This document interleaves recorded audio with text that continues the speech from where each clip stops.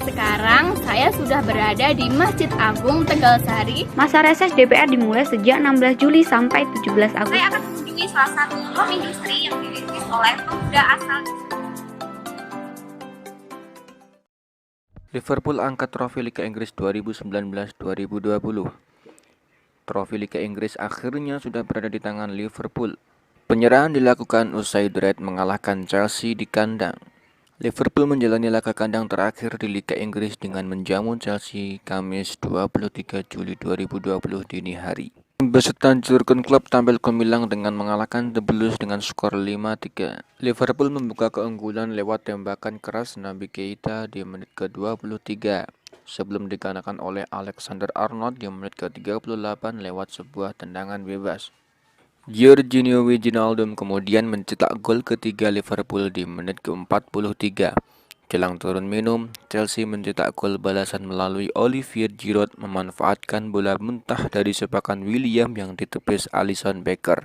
4 gol kembali tercipta di babak kedua.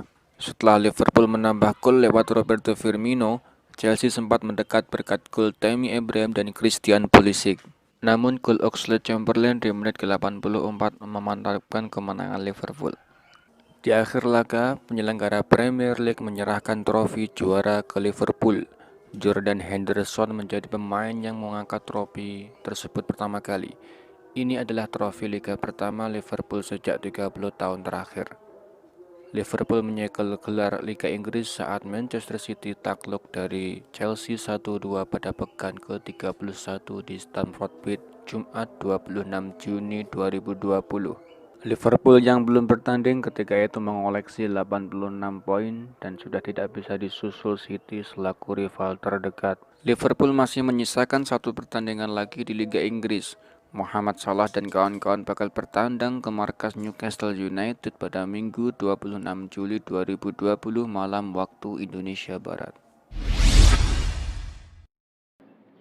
SARS-CoV-2 virus corona penyebab COVID-19 sangat mudah menular dari orang ke orang.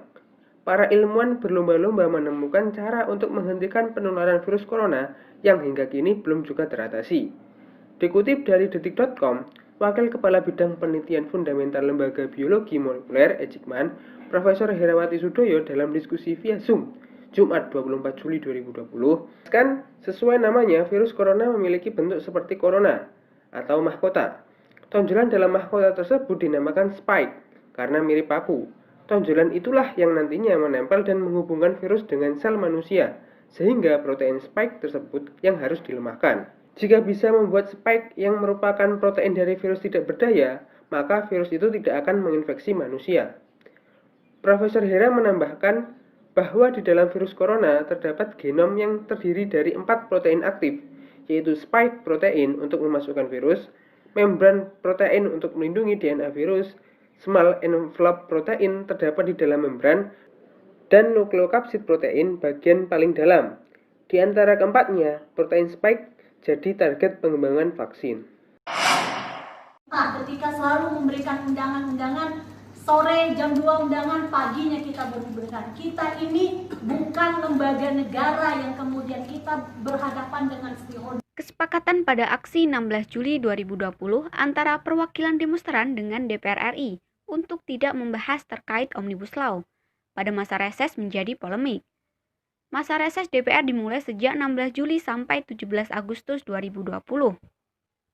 Pada masa ini, semestinya legislator kembali ke daerah perwakilan masing-masing untuk menyerap aspirasi dari masyarakat. Namun, fakta di lapangan menunjukkan bahwa di tengah masa reses, Badan Legislasi DPR RI justru menggelar rapat untuk membahas Omnibus Law pada Kamis 23 Juli 2020.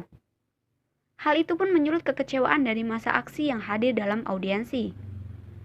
Dilansir dari Tirto ID, Nining Elitos, Ketua Konferensi Aksi Serikat Buruh Indonesia atau KASBI, menyebut hal ini bahwa pemerintah dan DPR tidak pernah menangkap aspirasi rakyat.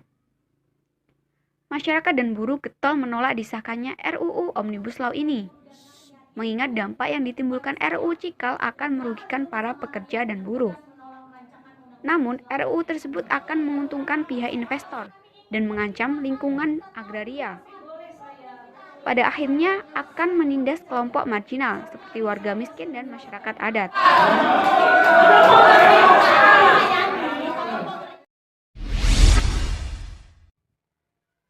Di masa pandemi, kegiatan pembelajaran dialihkan secara virtual atau dalam jaringan. Fasilitas yang mumpuni juga diperlukan demi terselenggaranya pembelajaran secara maksimal. Hermansyah, laki-laki berusia 44 tahun, rela curi laptop demi kebutuhan pendidikan anaknya. Hermansyah membobol rumah seorang mahasiswa yang berada di Jalan M. Nur 1, Kampung Ari, Labuhan Ratu pada Jumat 3 Juli 2020.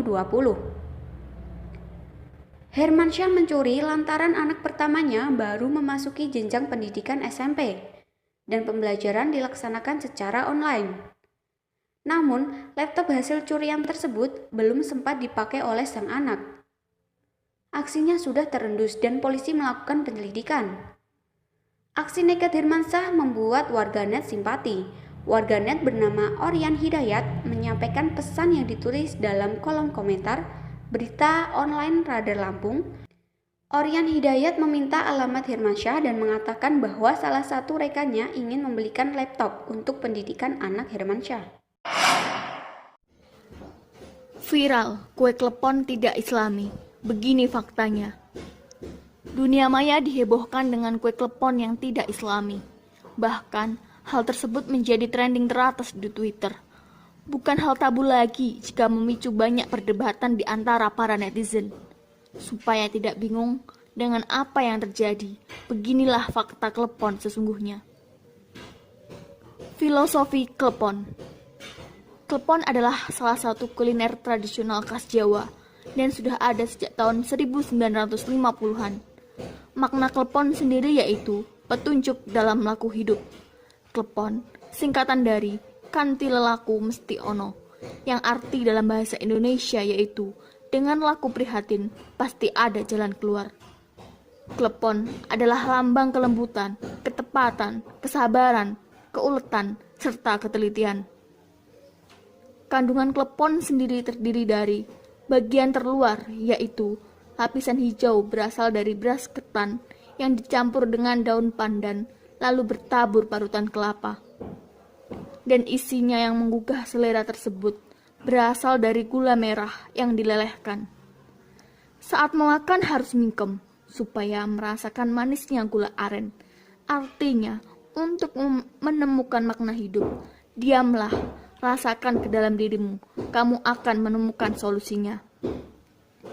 Nyatanya, kue klepon sudah mendunia keberadaannya. Dilansir dari liputan6.com menyebutkan bahwa cita rasa klepon hingga negeri Boston. Festival New England Indonesia 2019 yang diadakan 28 September di Copley Square, Boston, Amerika Serikat adalah perayaan budaya yang spektakuler. Ini adalah festival tahunan ke-7 yang diselenggarakan Komunitas Indonesia New England dan Persatuan Mahasiswa Indonesia seluruh Amerika Serikat. Kehadiran kue klepon sebagai makanan penutup yang fenomenal. Itulah fakta sebenarnya tentang kue klepon yang dikutip dari berbagai sumber. Semoga menambah wawasan untuk kita semua. Viral, kuota mahal, HT menjadi solusi. Selama musim pandemi, banyak sekali sistem yang berubah. Salah satunya dalam dunia pendidikan. Kementerian Pendidikan menghimbau seluruh sekolah agar mengajar dengan sistem daring menggunakan berbagai macam aplikasi, seperti Zoom, Google Classroom, WhatsApp Group, atau aplikasi lainnya. Hal tersebut dilakukan sebagai upaya pencegahan tersebarnya virus corona di lingkungan sekolah. Namun, agar proses tersebut berjalan lancar, tentu dibutuhkan sebuah perangkat ponsel pintar. Ponsel pintar saat ini harganya masih cukup mahal bagi keluarga yang tidak mampu. Belum lagi pengisian kuota yang tak cukup jika hanya dilakukan sekali saja. Sudah pasti, ini adalah masalah besar untuk golongan masyarakat yang tidak mampu. Terlebih, ada kendala sinyal yang tidak stabil di wilayah tertentu. Namun, dalam pelaksanaan sekolah daring ini, ternyata ada sebuah solusi, yaitu menggunakan handy talkie atau HT. Sebuah video viral di media sosial Twitter dari akun @konduktorbus_ yang memuat video siswa yang mengikuti sekolah jarak jauh bukan menggunakan ponsel pintar, namun menggunakan HT. Memang saat ini belajar mengajar masih menggunakan metode kelas online di tengah pandemi. Belum diketahui secara jelas asal muasal video tersebut, tapi rupanya daerah Sumbawa sudah lebih dahulu menggunakan HT. Mengutip website Radio Antar Penduduk Indonesia atau RAPI Sumbawa, bahwa akses internet masih menjadi kendala dalam pembelajaran jarak jauh, baik karena terbatasnya fasilitas infrastruktur maupun kondisi sosial ekonomi orang tua siswa. Salah satu contoh ialah SD Punik di Desa Punik, Kecamatan Batu Dulang, menyiasatinya dengan menggunakan perangkat radio komunikasi melalui frekuensi RAPI 14.320.0 sehingga mendengarkan, menyimak, dan diskusi berjalan dengan baik.